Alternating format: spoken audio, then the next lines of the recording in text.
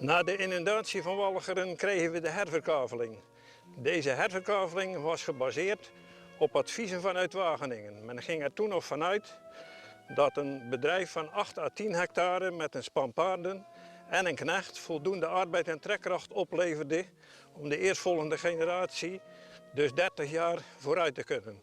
Echter, men had buiten de opkomende mechanisatie en de schaalvergroting gerekend.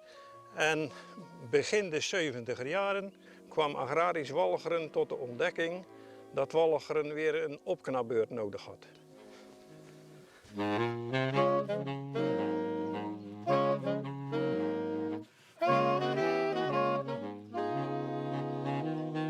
Op 6 oktober 1994 werd op deze plaats, vlakbij Oranjezon, het startsein gegeven voor de uitvoeringswerken voor de ruilverkaveling van Walcheren.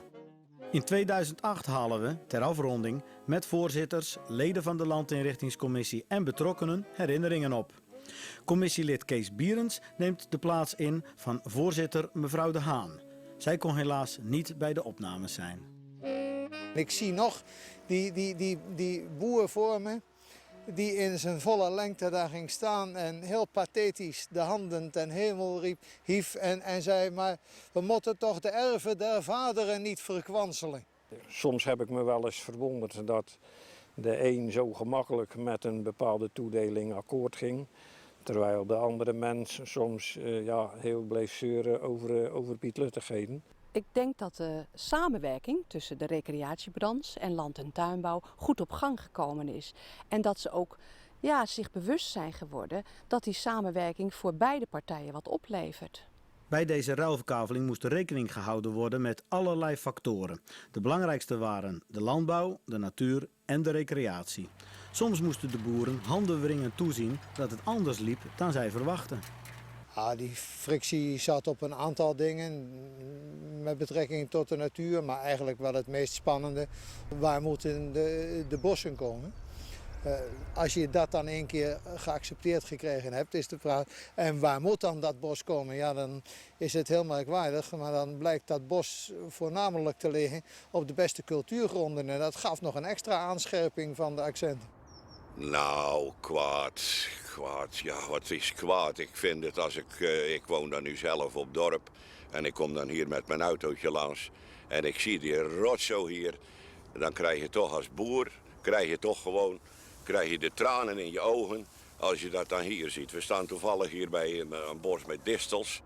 Die elementen op zich waren best bekend. Alleen op het moment dat je het dan gezamenlijk in één plan vorm moet geven, ja, dan begint het hier en daar wat te schuren. Daar zijn ook acties geweest. Ik heb zelf met nog wat andere mensen in de Zandput hebben we dan een actie belegd. Het was een levendige vergadering. Ik mocht dan zelf die vergadering voorzitten. En dat weet ik nog heel goed. Dan kwam de stemming en dan was ook weer een nieuw systeem. Maar ik kan dat precies niet verwoorden. Dan kreeg je de hoofdelijke stemming en de oppervlakte. En dan is hoofdelijk de herinrichting van Walcheren afgestemd, maar qua oppervlakte voor. De landinrichtingswet kent 2 systemen van stemming. Die kent en de oppervlakte en het aantal stemgerechtigden. En de wet bepaalt gewoon dat als één van de beide stemmingen positief uitvalt voor het resultaat, dan is de ruilverkaveling daarmee aanvaard.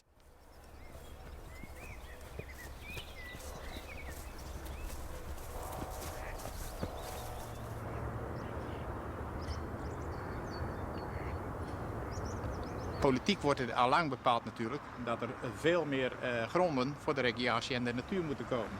Om die kust te versterken. Want die kust die is natuurlijk, dat is zo overbelast dat er al lang veel meer ruimte nodig was. En dat is in het kader van die ruilverkaveling is dat gecreëerd. Hier hebben we de Walcherse kust, waar met name gronden vrijgemaakt moesten worden in het kader van de ruilverkaveling om daar recreatieve inrichting te doen plaatsvinden in de vorm van bos aan deze zijde. En hier een stuk natte natuur bij Westkapelle. Het nieuwste gebied, dat zien we hier, helemaal onder de zeedijk. Het is het bijna westelijkste puntje van Nederland en het heet het Noordervroon. En hier komt geen bos of nauwelijks bos.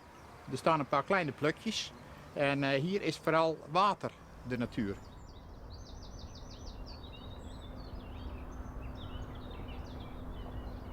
Een ander instrument was de boerderijverplaatsing, om boerderijen vanuit een overvraagd gebied te verplaatsen naar een gebied waar weinig boerderijen stonden. Recht voor ziet u de boerderij van De Loof, naast camping Dishoek. De Loof had hier een veehouderijbedrijf en is in het kader van de landinrichting is die verplaatst naar Middenwalcheren, dus van de rand, Dishoek, naar het midden. Daar kun je beter een veehouderijbedrijf uitoefenen. Dus een nieuwe boerderij heet dan ook Middenin. Hier richting Vrouwenpolder had je in de Lepelstraat een bedrijf. En dat had door familie ook gronden bij Oostkapelle. En die hebben nu hun bedrijf, dat is de familie De Visser uit de Lepelstraat, hebben nu hun bedrijf in de Weelweg hier bij Gapingen.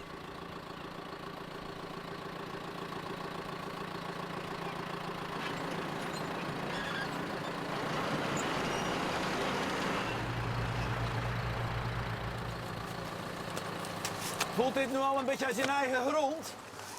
Ja, nu heet dat wel. De eerste jaren was dat wel anders. Maar wat was dat dan? Ja, het is toch al vreemde grond hier. Was hier niks van ons. Dat is raar, ja. Dat hij nu op Gapingen staat. Dat je niet kunnen denken. Ja, om dan in Vrouwenpolder alles los te laten. Ja, je wist ook niet goed hoe de landbouw zich zou ontwikkelen hier en of je het op zou kunnen brengen.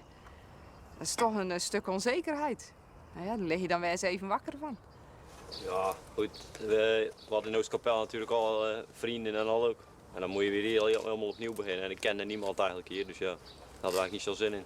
Het zou leuk zijn als je daar een verkering op kon doen op Gapingen. Ja. Dat is zo, ja. Zit er lekkere meiden op de ja, het is maar een klein dorpje. Ze moeten altijd werken, dus...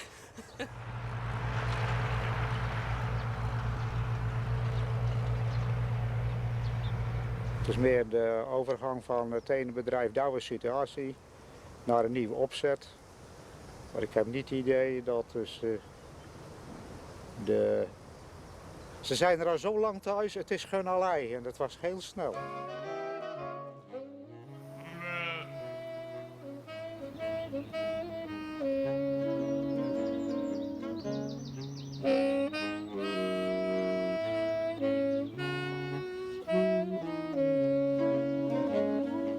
Ja, goede dingen en ook hele navrante dingen. Een heel triest geval, een jonge boer, lid van de commissie, of adviserend lid van de commissie, die een van de verplaatsers was naar dit gebied, die bij een heel tragisch bedrijfsongeluk vrij snel na de verplaatsing om het leven kwam. De kwaliteit van de grond was op het oude bedrijf aanzienlijk beter. Dat was meer voor akkerbouw en daar zijn ook wel fruittelers gevestigd. Maar dit is meer een weidegebied en aangezien wij natuurlijk de hoofdtak melkveehouderij is, kunnen we hier goed uit de voeten.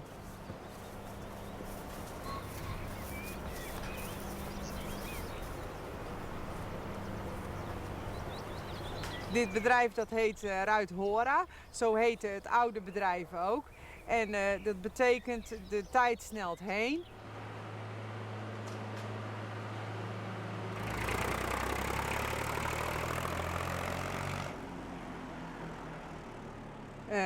Nee, doordat mijn man verongelukt is, heb ik toch nog zeker geen spijt dat we verhuisd zijn. We hebben hier samen heel hard aan gewerkt. Het was echt, we wouden hier echt onze toekomst opbouwen. En ja, dat een verongelukt is, ja, dat had op het oude bedrijf ook gekund. Je probeert goed je best te doen. En dat gaat soms wel eens beter en soms wel eens minder goed. Maar gewoon doorgaan. Doordat Walcheren in het midden nat is de grond minder aantrekkelijk voor de landbouw. Ook daarvoor is bij de ruilverkaveling een oplossing gevonden. We staan hier aan de Domburgse watergang aan de westzijde van Middelburg. En dit is het gemaal in de Domburgse watergang. Dit gemaal dat pompt het water uit het achterliggende lager gelegen middengebied van Walcheren. Je moet eigenlijk Walcheren voorstellen als een schoteltje. En het midden van Walcheren, dat is altijd te nat geweest.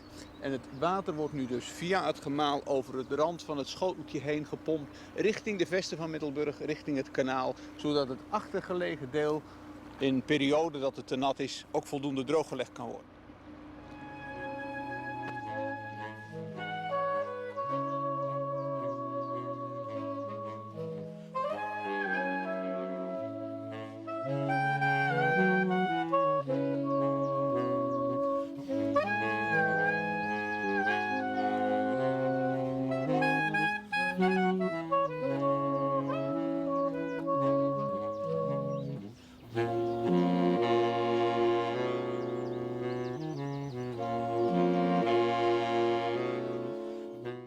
Warme grond, dat is landbouwgrond waarvan men denkt of verwacht of hoopt dat in de niet al te verre toekomst zij een andere bestemming dan een agrarische zal krijgen en daardoor een hogere verkoopwaarde zal krijgen.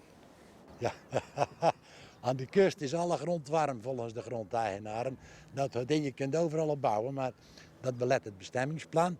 En de grond waar nu landschap is, ja, dat werd als warme grond aangemerkt, maar dat niet als zodanig gewaardeerd. Er kwamen ongeveer 160 bezwaren, waarvan we in de hoorzittingen, we hebben heel veel hoorzittingen gehad met de werkgroep verkaveling. 120 hebben we er opgelost en 40 hebben we er doorgestuurd naar de rechtbank. En dat was over het algemeen warme grond, verwachtingswaarde van grond. Waarvan we zeiden van ja, daar kunnen wij en daar willen wij geen uitspraak over doen.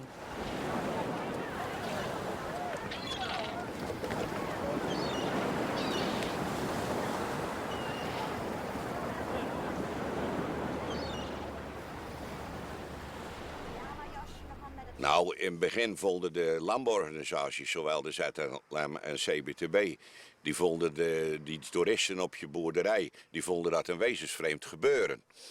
En ja, later blijkt ook dat zelfs mensen die toen tegen waren, later ook, gezien ook het financieel gebeuren, een minicamping gestart zijn.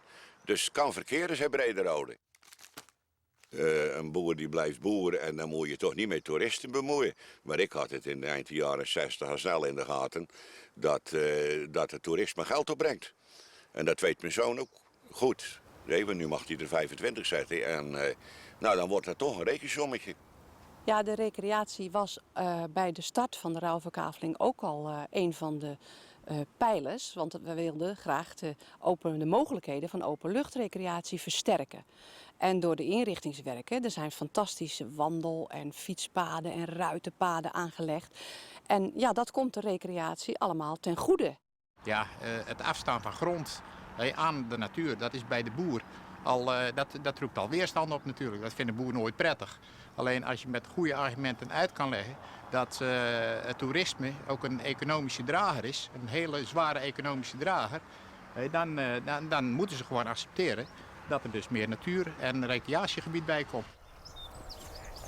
Nu in 2008 zijn we bijna aan het einde van deze ruilverkaveling.